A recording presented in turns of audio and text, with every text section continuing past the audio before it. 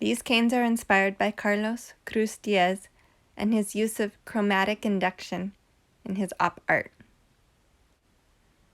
I start with a stack of primary colors.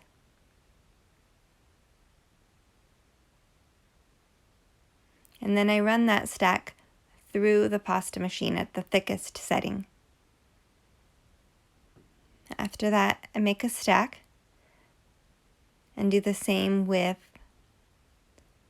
translucent and black. It needs to be 3 sheets, so that has 2 sheets of translucent. These have the exact same number of layers. Doesn't matter how many layers or how big the blocks are, as long as they are the same. Now, if that was put on exactly on top, through the translucent, you would see the same color in each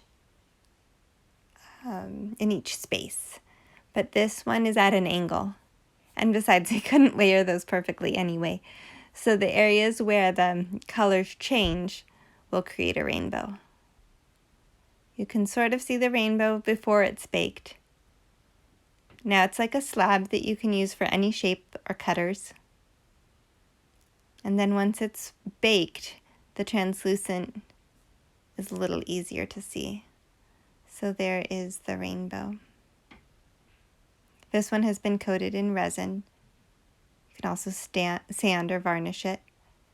Now the direction of those lines is very important. You have to run it through the pasta machine, otherwise the translucent will always be too thick. This is an example of how the chromatic induction works. With a slice over, you can see where the rainbow appears when it isolates the colors. It looks like there's a little purple, orange, green because of the way the colors go together, but those don't actually exist in the cane. So to further isolate colors or to further mix up the pattern, I'm going to add another one. Again, they need to be layered at an angle. That's what creates the wave interference. So here's yet a third wave interference to mix it up a little. You need to look up Carlos Cruz Diaz online to really see what I'm talking about.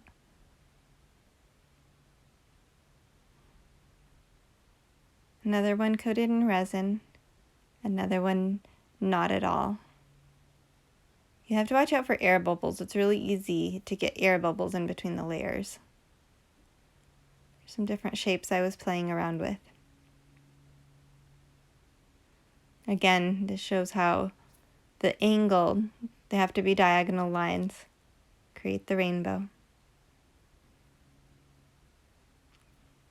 This time I'm going to kind of make it crazy and purposely add some curves in the stripes.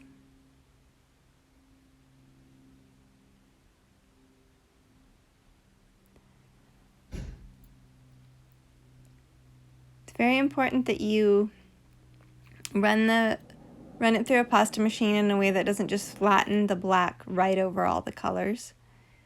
You have to keep those black lines really thin if possible as you're reducing as you're layering and running it through the pasta machine. This time I tried white instead of black. These canes are quite dark, so this was something else. And this is an attempt with some other colors, turquoise stripes, to make it not as dark. When it works well, it's a pretty cool rainbow effect that appears.